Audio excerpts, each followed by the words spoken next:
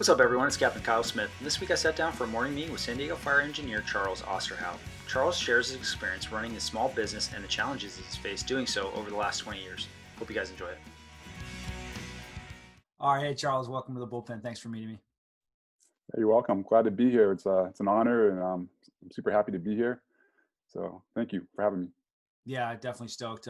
You came recommended from a mutual coworker of ours, Justice. He said you got a great story that I'm looking forward to hearing about. But before we get into all that, what's been going on in your life over the last several months, like with the pandemic? And I understand you've been out on injury. So how have things been going for you recently? Things have definitely been different since, especially since I haven't been at work. I've been dealing with an injury, something I've been dealing with for probably the past 4 years or so, since 2016. It's been an ongoing shoulder injury. So I just had shoulder surgery about 8 months ago. So I've been out of work for about 8 months trying to rehab from this shoulder surgery. So it's been difficult. It's been a long road, and I thought for sure I'd be back to work a lot sooner than I have, being a younger guy.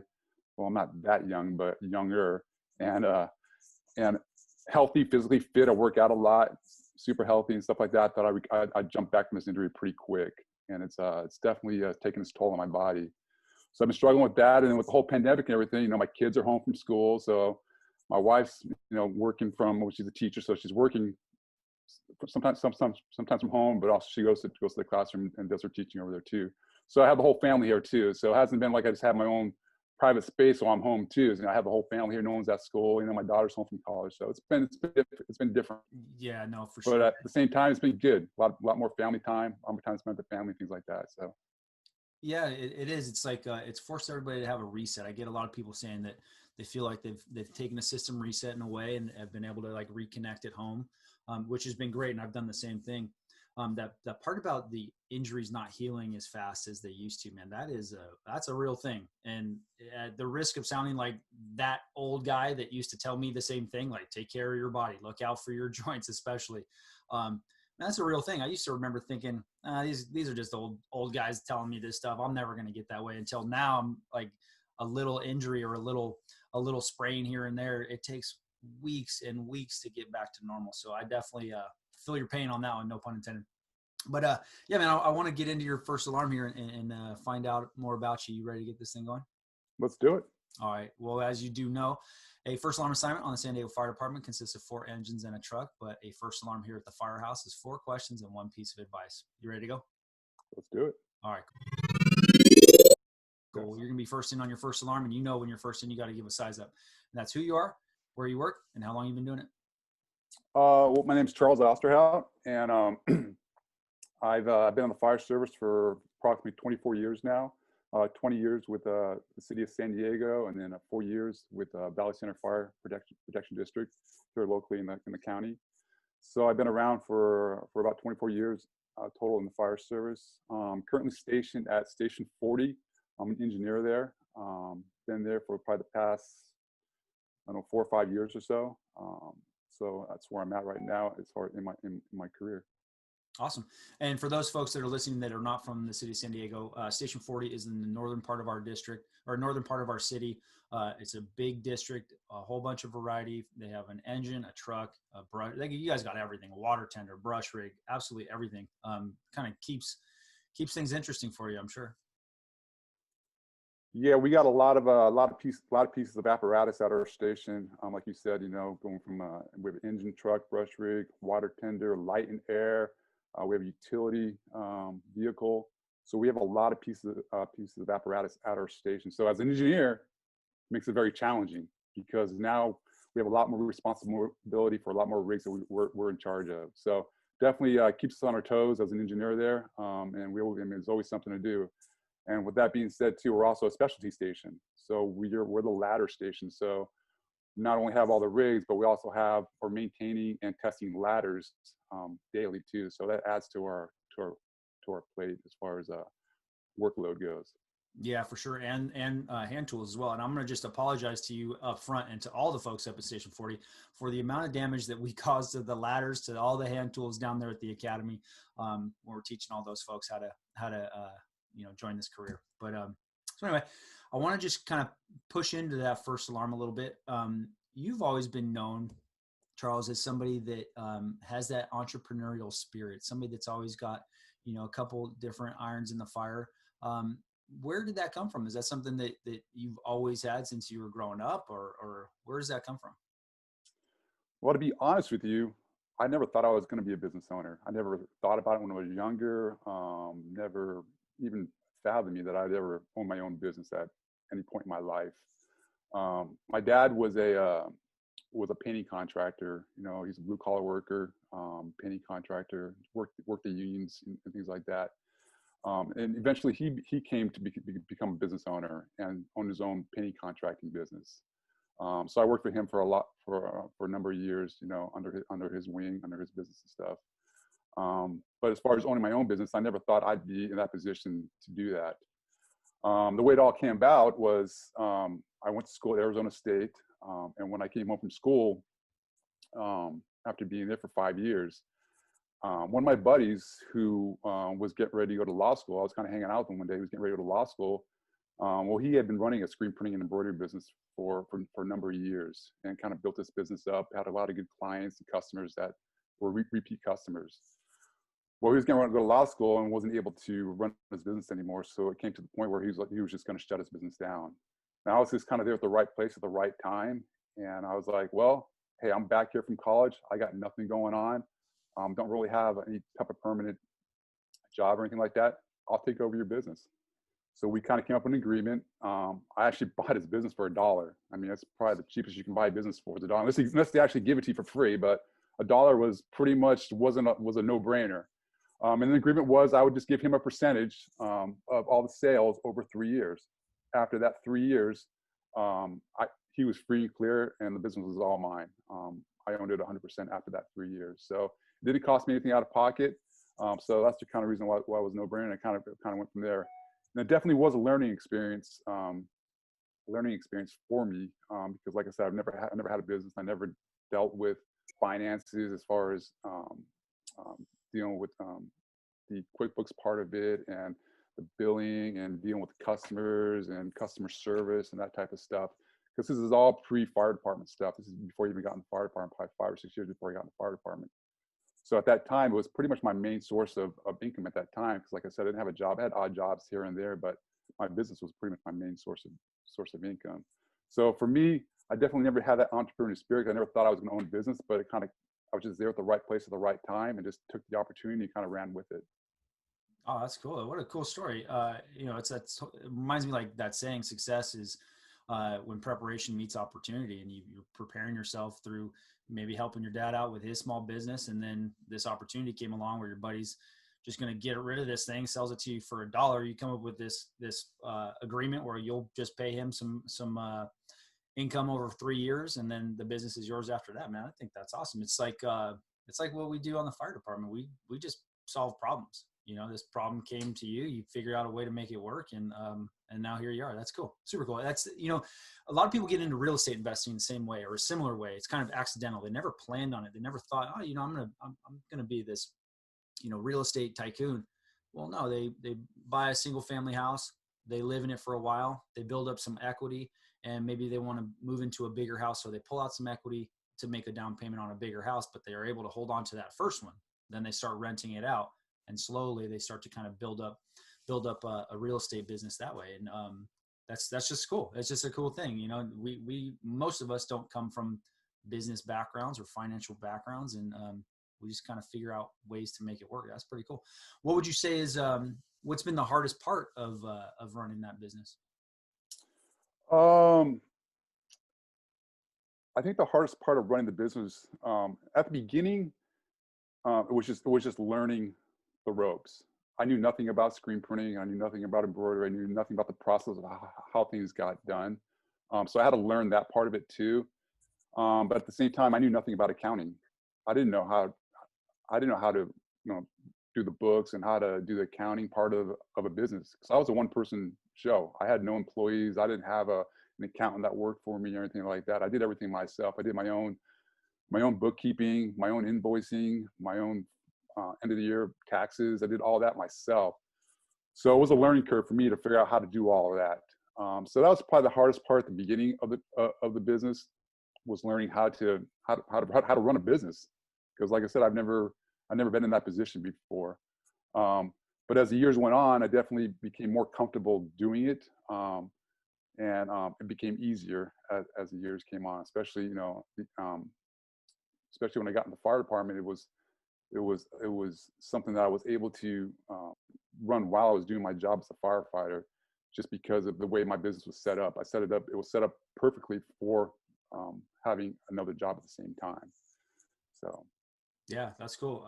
A lot of our folks have used your services over the years just because we like keeping it in a house like that. But it's got to be tough to sort of manage your career at the fire department plus your side business doing the screen printing and being a family man. How do you kind of keep all those balls in the air? It was definitely a challenge. Luckily, at the beginning of my career as a firefighter, there wasn't the overtime, there wasn't the mandatories and things like that. So I knew when I was getting off shift, I was getting off shift. So it made it a lot easier for me to run a business in that way, because if I had things that I needed to do, if I had product I needed to deliver to my customer or things I needed to do within my business, I knew I could get those things done. Nowadays, it makes it a little bit more difficult to do that because of all the overtime and the mandatories that are being enforced upon us. So it makes it a little bit harder for me to run a business in that way. Doing that and balancing, the job, the family, and things like that. Just got to make the time. Go ahead.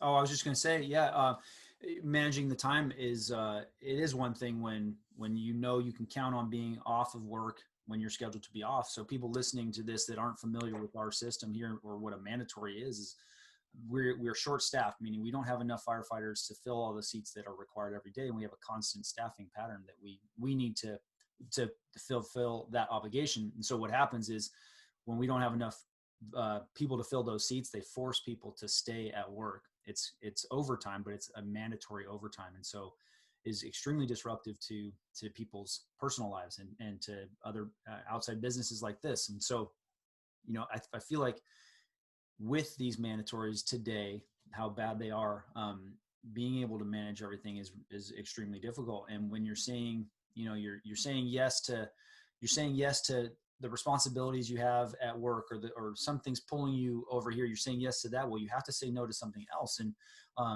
we were talking offline about you reprioritizing things and making sure that, yes, you have your fire department career squared away. Once you get healthy, of course, you have your business doing great.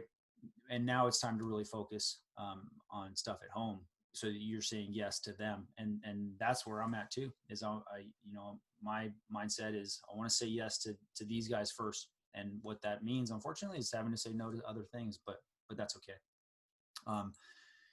Circling back a little bit, how did you learn the ropes about, figuring out end of the year taxes, figuring out how to keep the books, how to do all this? Like, how did you figure that stuff out? Did you have somebody helping you, or was it just, you got to grind away and make it happen? Yeah, as far as the financing part of it goes, the bookkeeping, I just learned it on my own.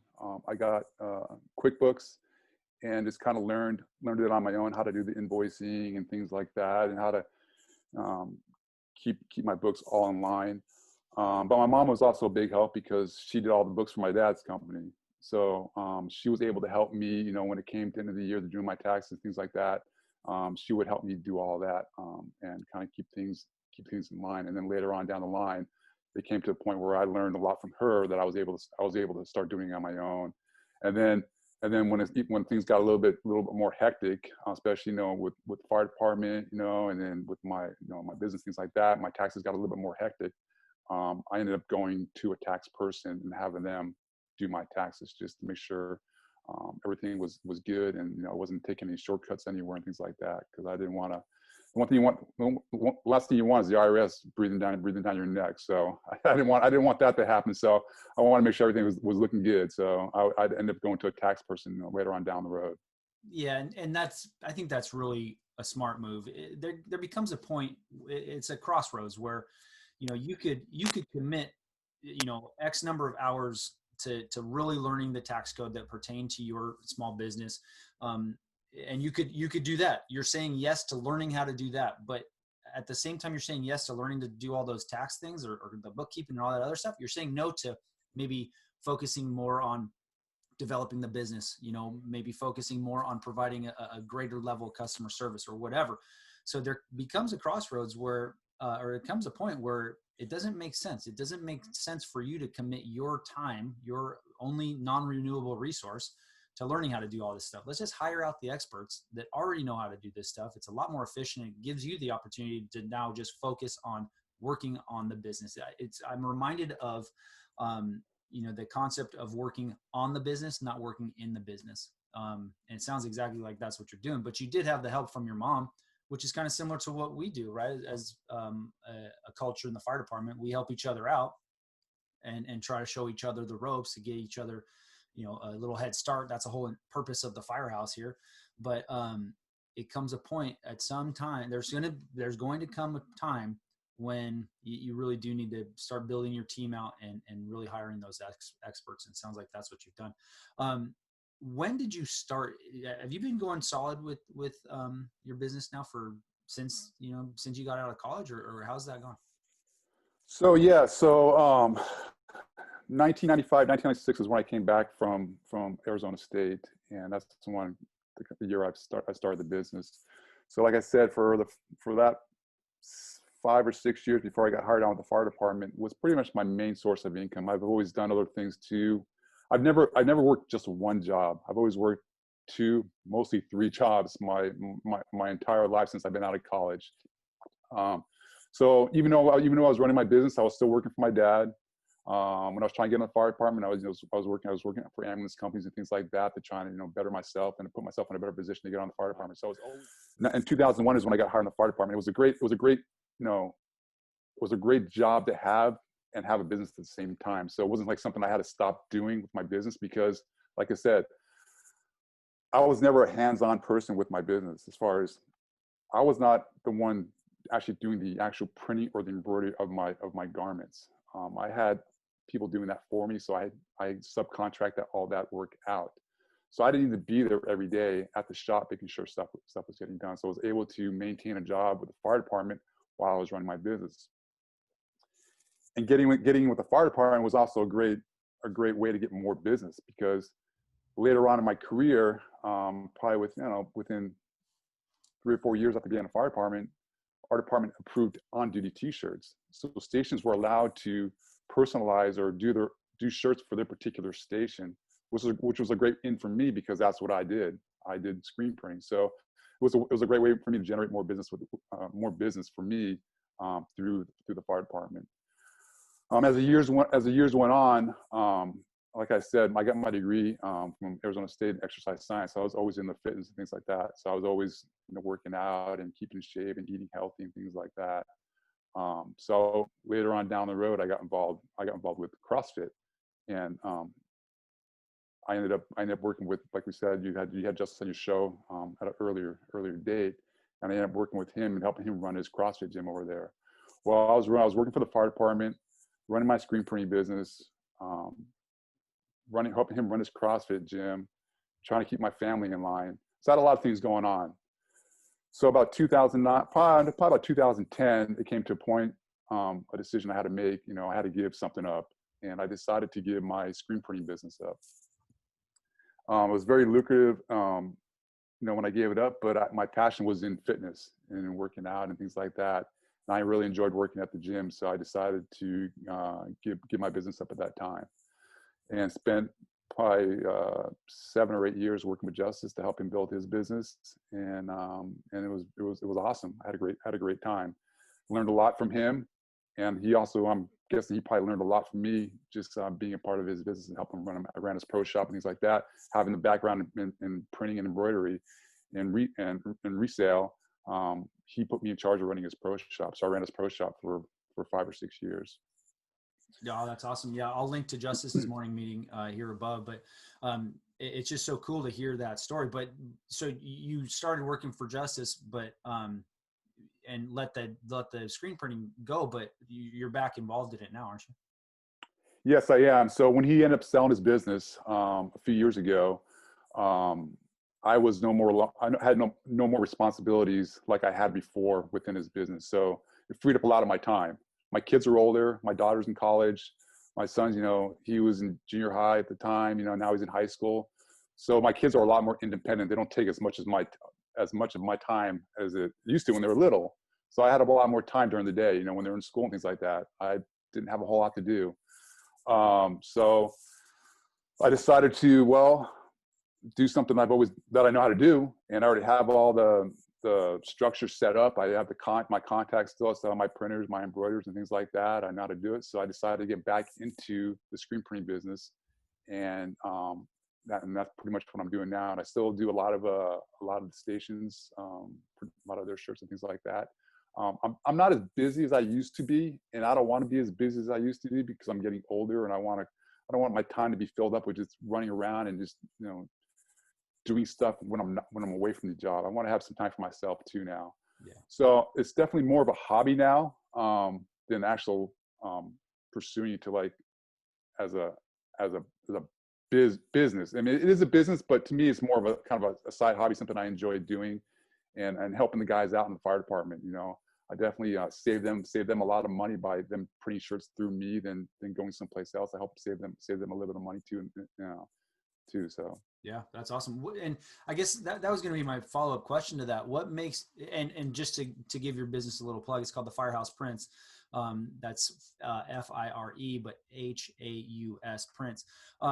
What makes you guys different? Because it seems to me like, why not just send somebody over there to T-shirt Mart or wherever to go get their T-shirts printed? What makes working with you guys different?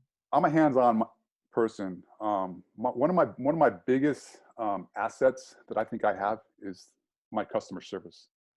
I'm huge on customer service, and I mean that goes along with the fire department too. We're all about customer service. I always want to make sure my customer's happy with the product. I'm always never leaving them in the dust. I'm always making sure that I meet my time domain as far as when I tell them things are going to be delivered and going to be done. Customer service is huge for me. And I think that's why I've never done one bit of advertising with my business since I've owned it in 1995. And I think the reason why I've been so successful in my business is just word of mouth. People just pass my name around.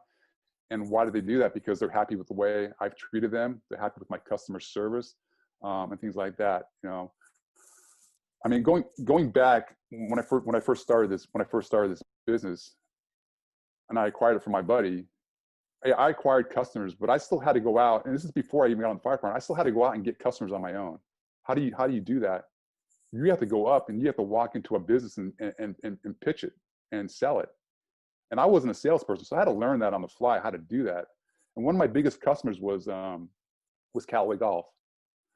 And I walked into Callaway Golf one day and said, hey, told them who I was, what kind of business I had and things like that, firefighter owned and things like that. And I was able to set up a meeting with one of the big persons that runs their retail shop over there.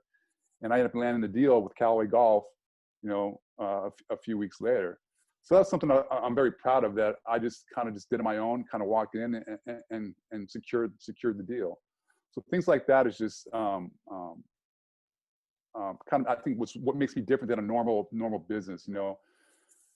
If somebody wants to go get screen printing done now, they got to walk into a business, drive themselves there, walk into a business, talk to somebody, and then get the order done. Hopefully it's going to be done to their specifications. And then when the order's done, they got to go and pick it up. With my customers, they don't do that. I go to them, I talk to them, whether it's through email or in person. They don't have to leave their fire station or their home or anything like that. I'm the one that's making sure things are done to their specifications. So if it's not done, it's my responsibility because it is my business, and I make sure it's done to their specification. But they never have to come pick it up. I deliver it to them. I bring it to them so that they never have to leave their fire station or their house, like I said. So I think the whole thing is just customer service. I make things easier for the customer. So I think what makes me a little bit different than the normal screen printing or embroidery operation out there.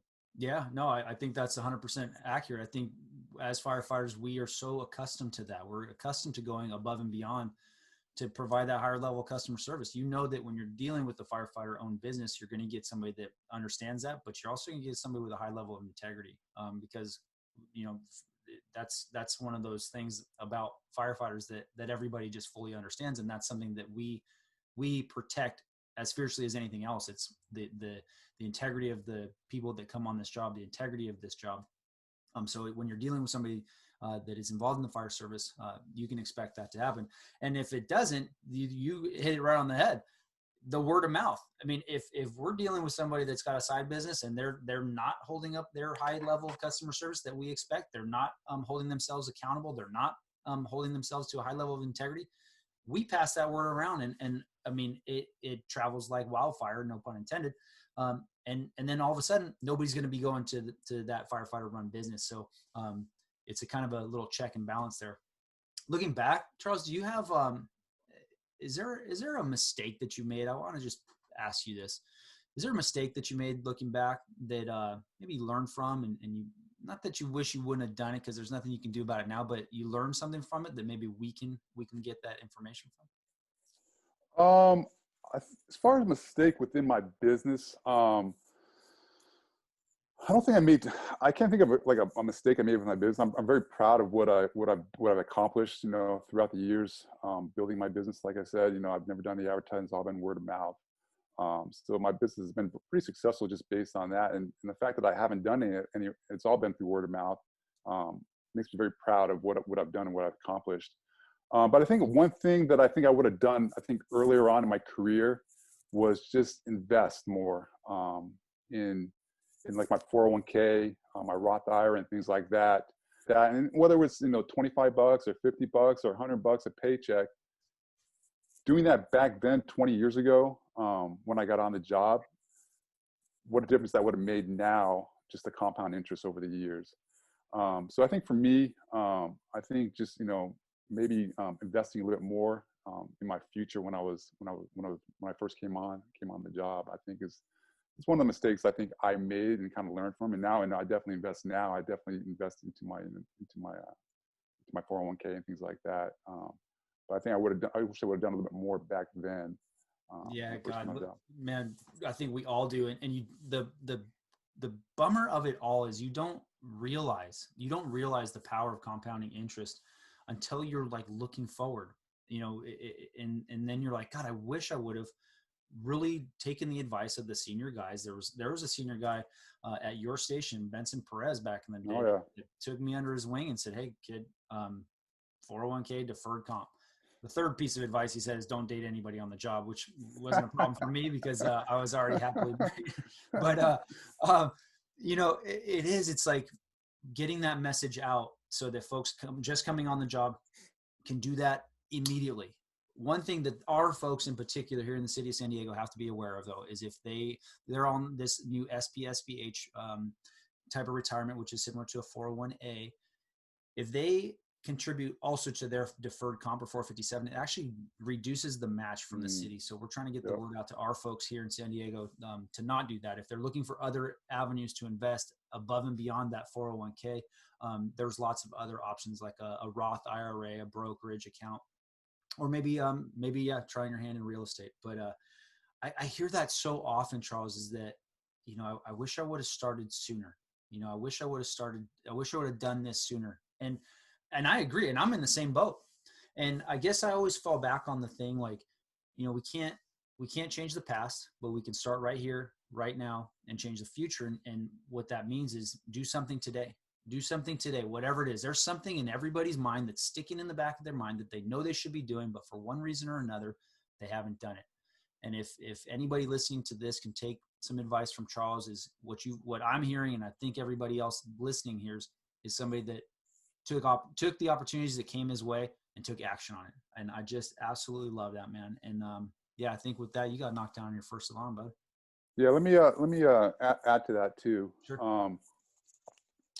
About 5 years ago, and I recommend everybody do this because I think it was very beneficial to me. But I took Dave Ramsey's Financial Peace University course, and it was very beneficial to me because it gives you systems to work within, and it kind of lays things out. You know, I think it's a 7-step program. But if you follow his program to the T, it's so beneficial, and it's going to keep you debt free, and it's going to allow you to teach you how to save, how to put money away, how to save money, how to invest money, how to get rid of your debt if you have any debt. And we all had debt. I had debt when I was younger too. I had credit cards and things like that. Credit card to me was like free money. You know, I thought, hey, yeah, I can put this on a credit card, and I can pay like the minimum payment. But little did I know how the compound interest on that credit card is going to affect me in the future. So, but yeah, taking that Dave Ramsey course is so beneficial to me, to my wife, especially if you're married and have a family. Take it with your wife. You know, go to the class with your wife, because it's so beneficial, and it gets you guys both on the same page as far as, you know, budgeting. Budgeting is huge. Having that monthly budget every month, and knowing where your money's going, how much money you have coming in, how much money is going out, where that money is going.